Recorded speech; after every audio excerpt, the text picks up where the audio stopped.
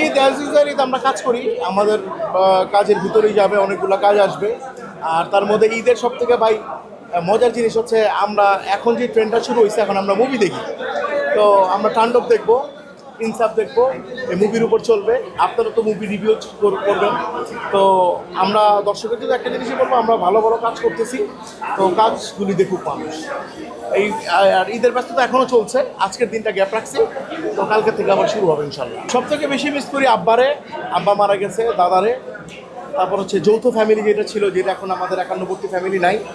তো এখন হিজিজ হুজুজ ঈদ হয়।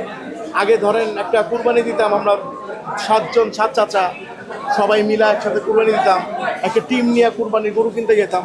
বাট এখন আর এই জিনিসটা হয় না, এটা খুব বেশি মিস করি ভাই। ফার্স্ট অফ অল কথা হচ্ছে কি, মানে এখন তো অন্তর্বর্তীকালীন সরকার চলতেছে, যখন আবার ধরেন একটা নির্বাচন হবে বা যখন নতুন সরকার হবে, এখন বাজেট একটু কম, কাজের পরিমাণটা গতবারের থেকে অনেকই কম। অনেক আর্টিস্ট আছে বাসায় বসে আছে, ট্রু, একদম ইউনিভার্সাল ট্রু। তো এখন আমরা চাচ্ছি ডে বাই ডে উন্নতি হবে। হ্যাঁ, আপনার কথা ঠিক আছে, সামনে আমরা চাবো আরও ভালো কাজ করতে।